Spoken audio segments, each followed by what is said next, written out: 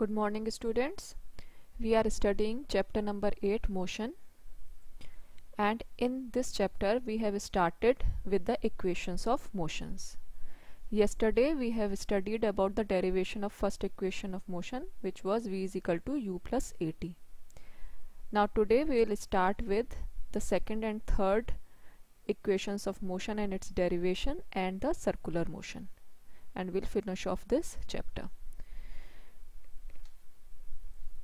तो जो second equation of motion है आपकी, that is for position and time relationship, और ये इक्वेशन है s is equal to U T plus half A T square.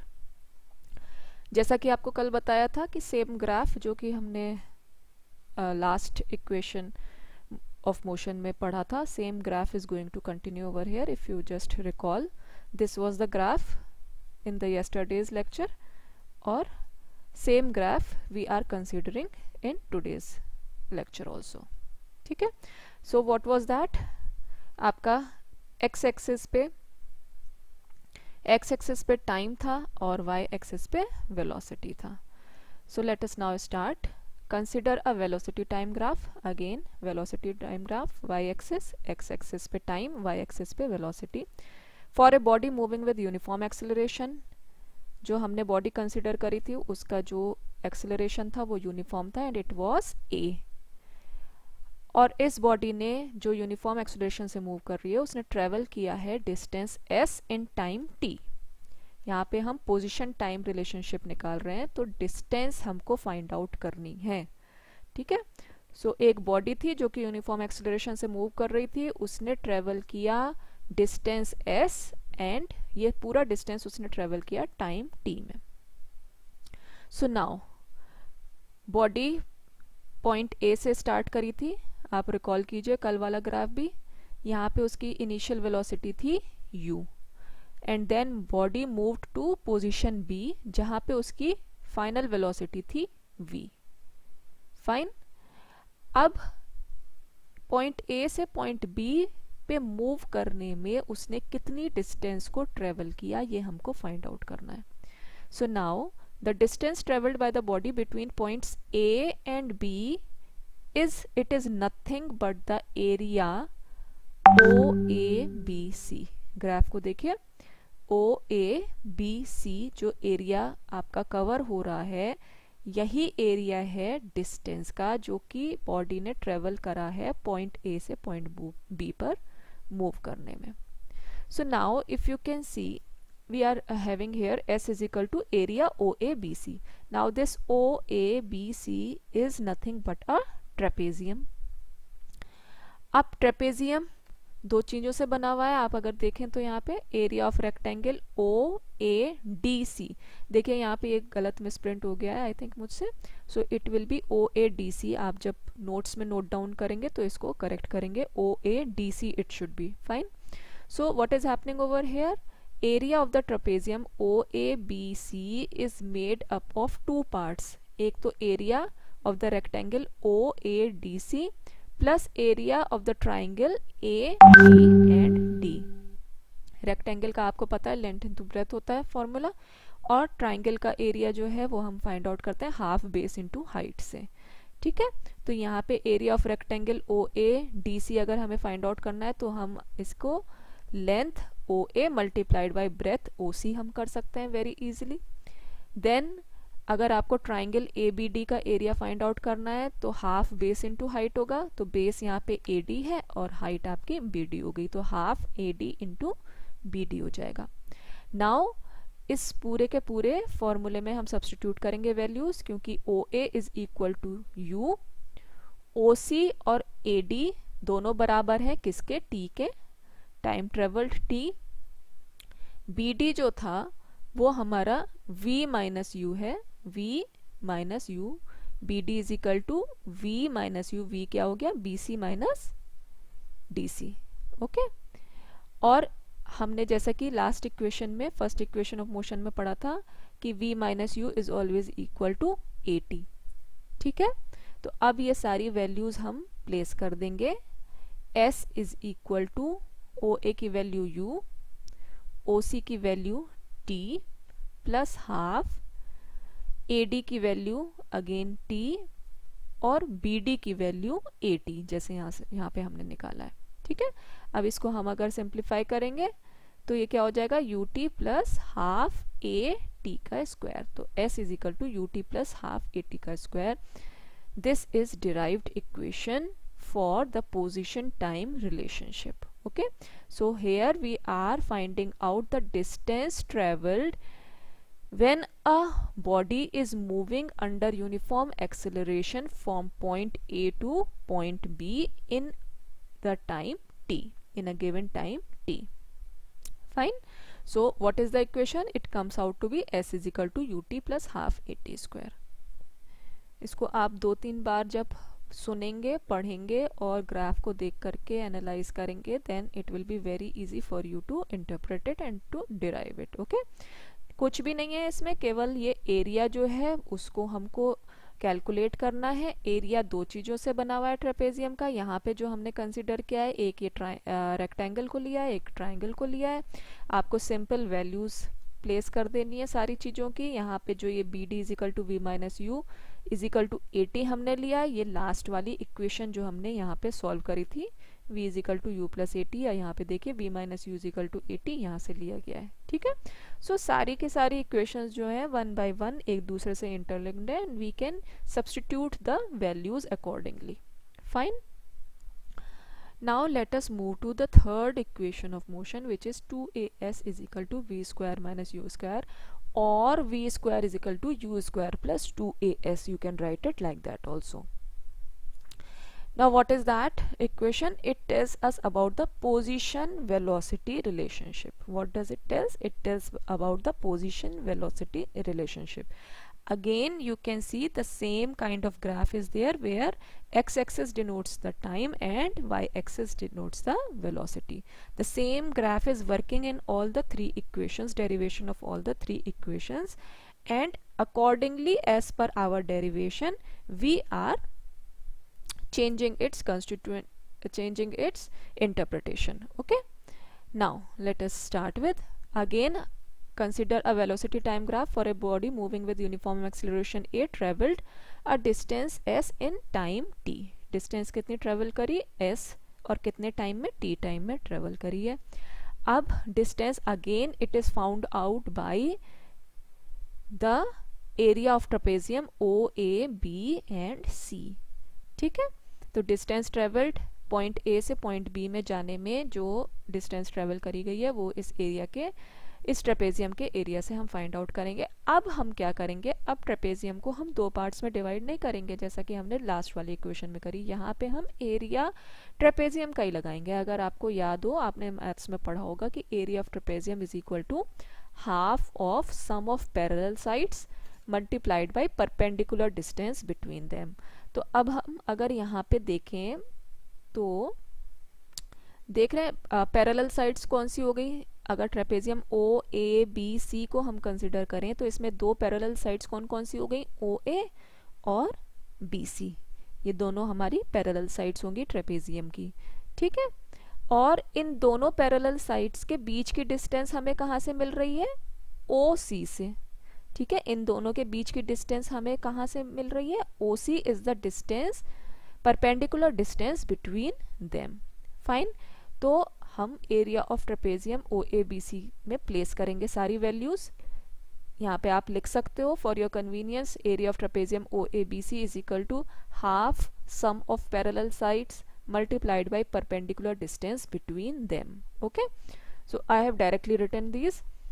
See, so sum of parallel sides में क्या हो गया, OA plus BC. ठीक है, OA plus BC and half of the and perpendicular distance between them. Perpendicular distance between these two sides is OC, और इन सब का half हो गया आपका एरिया ऑफ ट्रेपेजियम। अगेन हम वैल्यूज को सब्स्टिट्यूट करेंगे। ओ ए हमारा U है, बी सी हमारा V है एंड ओ सी हमारा T है। ये सब हमने फर्स्ट डेरिवेशन में भी देखा, सेकेंड डेरिवेशन में भी देखा, थर्ड डेरिवेशन में भी same thing is having. So what we are getting, S is equal to place करेंगे, ये सब्स्टिट्यूट करेंगे ये सारी वैल्यूज इसमें, U plus V into T upon 2। Okay, अब आपका जो वेलोसिटी टाइम रिलेशनशिप था, अगेन सेम वही वाला equation, v minus U is equal to A T, अगर आपको याद हो तो हम उसमें से अगर टाइम निकालना चाहें तो time is equal to v minus u upon a आ जाएगा। थोड़ा सा मैथमेटिकल आपका इंटरप्रिटेशन यहाँ पे स्ट्रांग होना चाहिए, बहुत इजी है, कुछ नहीं है इसमें, बस थोड़ा सा आप तर्क अपना लगाइए तो ये it is quite easy to follow. So what is happening, जो पहली वाली इक्वेशन थी, this is that only v minus U is equal to A T. अगर मैं a को इधर इक्वल टू के नेक्स्ट साइड में लेकर के चली जाऊं तो it will be v minus U is equal to A T, the same equation velocity time relationship वाली। तो अब इस इक्वेशन से वेलोसिटी टाइम रिलेशनशिप वाली जो इक्वेशन थी उससे हमने क्या किया, t की वैल्यू निकाली, t is equal to v minus u upon a हमने निकाल लिया। अब इस t की वैल्यू को हमने यहाँ इस वाली इक्वेशन में प्लेस कर दिया। देखें v प्लस यू, ठीक है ना, u प्लस वी लिख लो या v प्लस यू लिख लो, it is the same thing. Then t की वैल्यू हमने ये वाली लगा दी, v minus u upon a, v minus u upon a, 2 यहाँ पे पहले से है तो 2 यहाँ पे है ही, ऑब्वियस सी बात है। अब इस 2a को हम इक्वल टू के दूसरी साइड ले जाएंगे तो ये डिवीजन में, तो इधर मल्टीप्लिकेशन में चला जाएगा, 2as हो जाएगा। और अगर आपको याद हो तो ए स्क्वायर माइनस बी स्क्वायर आपने मैथ्स में पढ़ा होगा, उसको अगर आप एक्सपेंड करते हैं तो कैसे लिखते हैं, a plus B multiplied by A minus B, है ना। Same thing is happening over here, अगर हमने ये एक्सपेंड कर रखा है ये v plus U multiplied by v minus U, तो आप इसको v square minus U square भी तो लिख सकते हो, ये सेम चीज ही तो हो गई, a plus B multiplied by A minus b which is equivalent to a square minus b square. Okay, so आपकी जो थर्ड इक्वेशन थी पोजीशन वेलोसिटी रिलेशनशिप की, मोशन की, वो यहाँ पे डिराइव हो चुकी है। Fine, so we have derived all the three equations, v is equal to u plus at, then next was s is equal to ut plus half at square, and then third was 2as is equal to v square minus u square, or you can write it as v square is equal to u square plus 2as। हमने तो जब हमने पढ़ाई करी है तो हम ऐसे ही पढ़ते थे इसको, v square is equal to u square plus 2as। Now NCERT की बुक्स में ये इस टर्म्स में देने लग गए, so it is one and the same thing whether you learn v square is equal to u square plus 2as or you learn v square minus u square is equal to 2as। fine, now comes the last topic of this chapter, that is the circular motion। Circular motion बहुत simple है, nothing, कोई भी object अगर है, कोई भी body जो है अगर सर्कुलर पाथ में मूव कर रही है तो वो सर्कुलर मोशन के अंतर्गत आएगी। आप जैसे बच्चों को कई बार आपने देखा होगा कि धागे में स्टोन टाई अप कर देते हैं, they tie up stone in a thread and then they rotate it, उसको रोटेट करना शुरू करते हैं। So what is happening over there, that particular object or body is following a circular motion।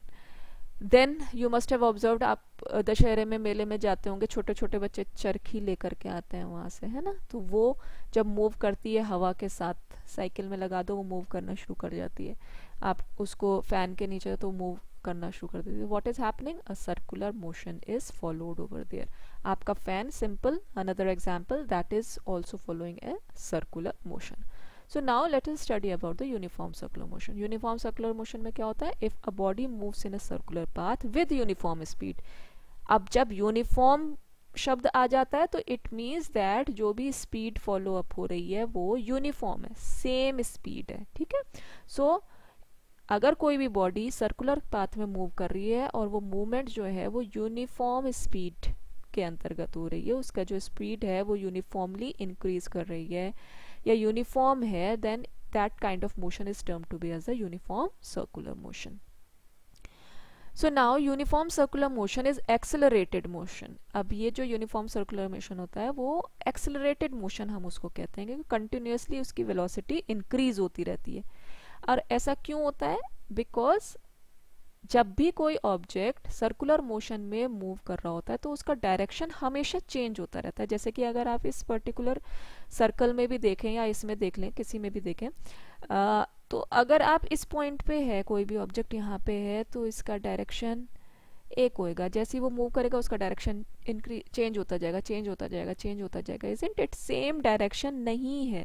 जैसे जैसे ऑब्जेक्ट जो है मूव कर रहा है सर्कुलर मोशन में, सर्कुलर पाथ को फॉलो कर रहा है, तो उसका डायरेक्शन चेंज होता जा रहा है if you are able to comprehend it with the help of this particular diagram. Okay, so it is always an accelerated motion.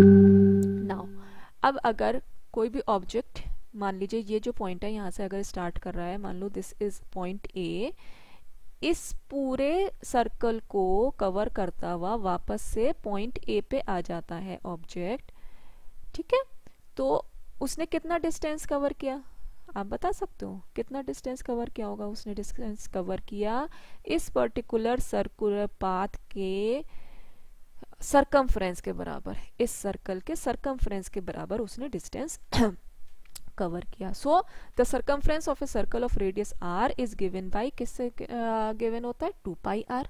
किसी भी सर्कल का सरकमफ्रेंस कितना होता है? 2 पाई आर होता है. So if a body takes time T to go once around a circular path, कोई भी बॉडी है अगर वो कितना टाइम ले रही है? टी टाइम ले रही है पूरा एक पॉइंट से दूसरे पॉइंट पे मूव करने में सर्कुलर पाथ में, तो उसकी जो वेलोसिटी हम फाइंड आउट करेंगे, तो velocity will be equal to 2 pi r upon t, that will be equal to the distance और displacement upon time. Okay fine. So in case of the circular motion, the velocity v of that particular object is given by 2 pi r upon t, where 2 pi r is the distance traveled, or we can say that it is equivalent to the circumference of the circle of radius r. Okay, and the total time it takes to cover that particular circular path, one round of the circular path, is given by t. Fine. So with this, students, we complete this chapter number 8, motion.